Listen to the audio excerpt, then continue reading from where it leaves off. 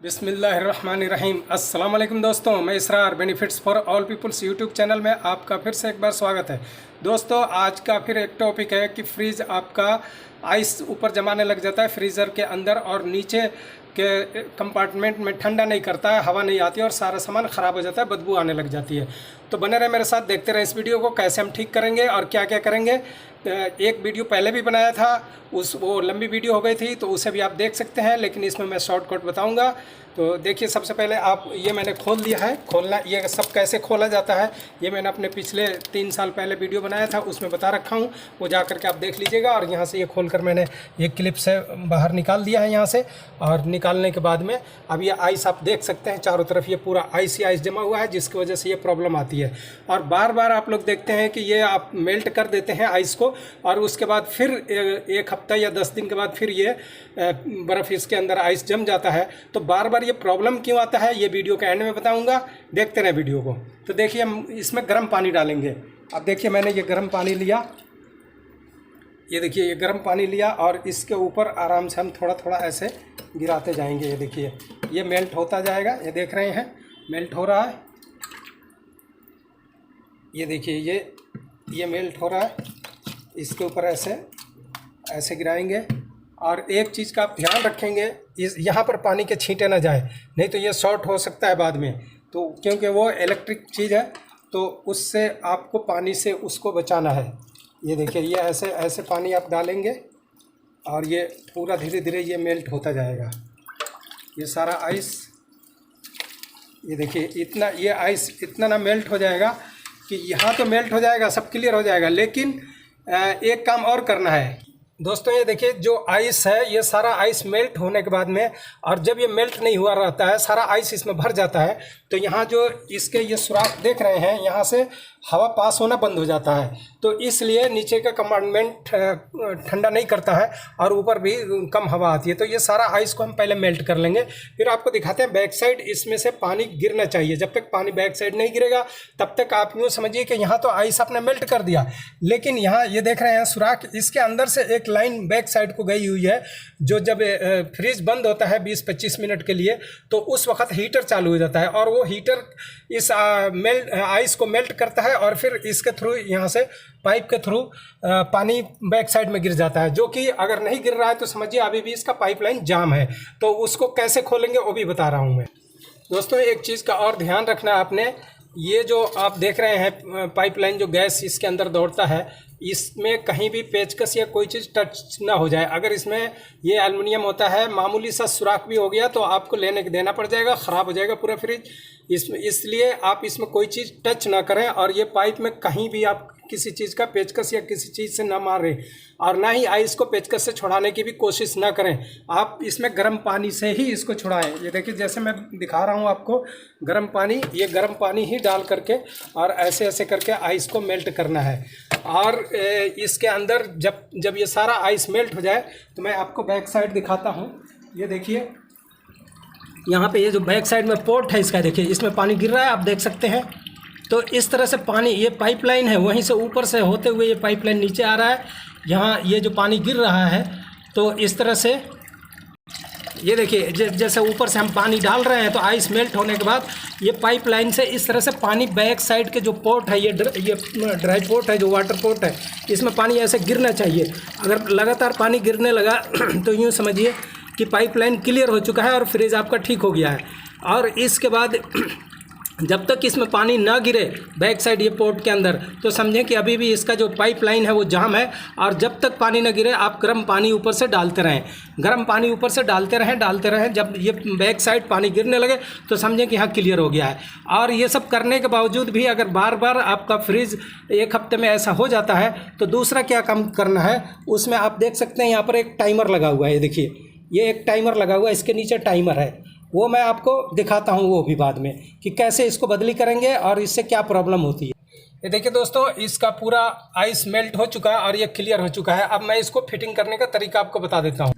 ये देखिए दोस्तों, ये जो इसका मोटर है और ये जो फ़ैन है, फ़ैन मोटर है, इसको कुछ भी छेड़छाड़ नहीं करना है और इसके ऊपर पानी भी नहीं डालना है, वरना यह ख़राब हो जाएगा। इसको आपने बाहर जैसे आपने निकाला था, ये देखिए स्विच से, ये जो इसका क्लिप्स है, इस क्लिप से जो आप बाहर निकाले थे, तो वापस इस क्लिप को ऐसे ही देखिए ऐसे ले करके और इसमें अच्छी तरह ये देखिए यहाँ पर ऐसे रखें और इसको इसके अंदर इंजर्ट कर दें।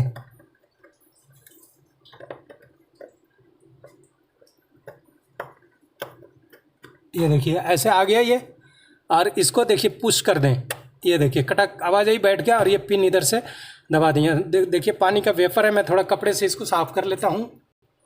ये देखिए दोस्तों, ये जो पानी का वेफर जो है इस पर, इसको आराम से बहुत स्लोली ऐसे साफ़ कर लेंगे। अगर ज़्यादा जोर लगाएंगे तो ये तार का कनेक्शन दिक्कत हो सकता है, तो आप बड़ी एहतियात से यहाँ काम करना है। और ये देखिए इसको मैंने बताया बार बार कि यहाँ बिल्कुल आपको ये सबको कुछ भी छूना नहीं है, छेड़ना नहीं है, नहीं तो ये ख़राब हो जाएगा फ्रिज। अब देखिए ये क्लिप मैंने लगा दिया और इसको ऐसे स्लोली ये लिया, ये देखिए इसको लिया, और ये तार को थोड़ा शॉर्ट करने के लिए यहाँ देखिए ऐसे इसमें ये क्लिप में यहाँ पर बिठा लिया। ये देखिए ये क्लिप में ये ऐसे बिठा लिया, और बिठाने के बाद में आराम से इसको ये देखिए अपनी जगह पर ले करके और ये सेटिंग बराबर करेंगे। ये देखिए यहाँ से, नहीं तो यहाँ से एयर पास होता है, ये सारा सेटिंग सही से हम बिठाएंगे, ठीक है। ये देखिए दो यहाँ पर ये हुक सा देख रहे हैं, ये इधर भी है, ये देखिए ये हुक है, तो इसके ऊपर ये देखिए ये इसके अंदर यहाँ होल में बैठेगा। ये बैठाने के बाद में आराम से ये देखिए चारों तरफ से ऐसे हम सेटिंग कर देंगे। ये देखिए ये अपनी जगह एकदम सेट हो जाएगा।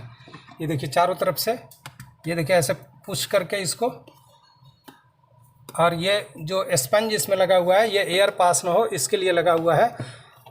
ये देखिए ये सारा सेट बैठ गया आराम से, और ये मूव भी कर रहा है। और अब इसके बाद ये आ गया ये दूसरे ढक्कन की बारी। ये देखिए जो इसके ऊपर का ढक्कन है, इसको भी हम ऐसे ही उठा करके और यहाँ आराम से बिठा देंगे। ये देखिए यहाँ कटक आवाज़ आई, ये अपनी जगह बैठ गया यहाँ पे। और ये देखिए यहाँ पर भी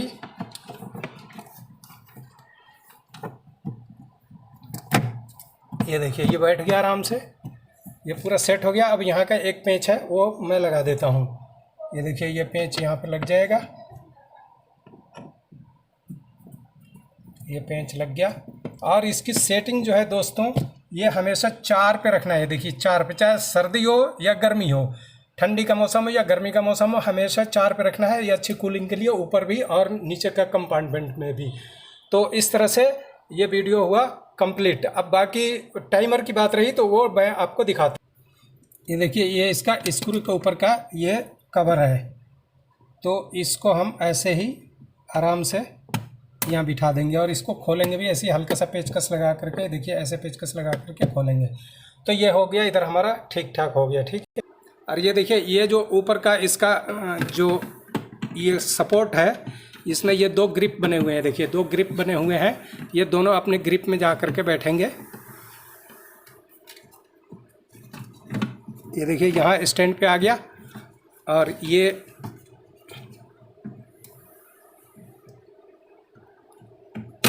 देखिए ये अपने सेट हो गया। अब यहाँ पे ये दोनों, ये जब तक ग्रिप में नहीं बैठेगा तब तक पेंच ना लगाएं, वरना टूटने का डर है। ये देखिए ये नीचे से 2 पेंच लग गया, ये है इसका। अब इसका काम हो गया ख़त्म, यहाँ दोनों पेंच को टाइट कर देंगे बस। ये देखिए दोस्तों, जो मैंने बोला था आपको कि अगर वो आइस मेल्ट करने के बाद भी 1 हफ्ते में फिर वैसे ही आइस जम जाता है और फिर ठंडा करना बंद कर देता है, तो उसमें दूसरा नुक्स क्या होता है कि ये टाइमर ख़राब हो जाता है। देखिए बैक साइड में जो इसका ये 2 स्क्रू लगे हुए हैं, इन स्क्रूओं को हम खोलेंगे।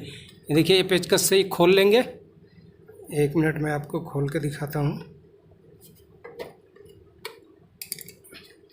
ये देखिए ये खोला, ऐसे स्लोली देखिए कोई तार या जो पाइपलाइन है वो कोई टूटे नहीं, और आराम से ये देखिए यहाँ पर ये जो तार लगी है इसमें कवर में, ऐसे इसको ऊपर करेंगे। ये देखिए ऐसे ऊपर करेंगे, ये देखिए ये ऊपर आ गया, ये ग्रिप में फंसा हुआ था, ठीक है। और ये हमारा अब ये बाहर आ गया। देखिए ये जो बाहर आ गया यही है टाइमर, यही है ये वाला अब जो देख रहे हैं ये टाइमर है, ठीक है। और इसके बैक साइड में यहाँ पर 2 पेंच लगे हुए हैं, देखिए ये 2 पेंच लगे हुए हैं। ये पेंच हम खोलेंगे तो ये टाइमर बाहर आ जाएगा। चूँकि हमें ये खोलना नहीं है, बदलना नहीं है, हमारा ठीक ही है, तो आपको दिखाने के लिए बता रहा हूँ। और इसमें देखिए ये जो ये जो लगा हुआ है क्लिप आप देख रहे हैं, एक तार ये है अर्थिंग वाली, इसको ऐसे खींचेंगे तो बाहर हो जाएगा। इसी तरह जब ये बाहर निकालेंगे तो ये क्लिप है, तो ये क्लिप भी ऐसे दबा करके क्लिप को बाहर निकाल लेंगे और फिर ये टाइमर नया लाएंगे। ये 250 या 300 रुपये का मिलेगा। ओरिजिनल LG का डबल डोर का LG का फ्रिज है ये।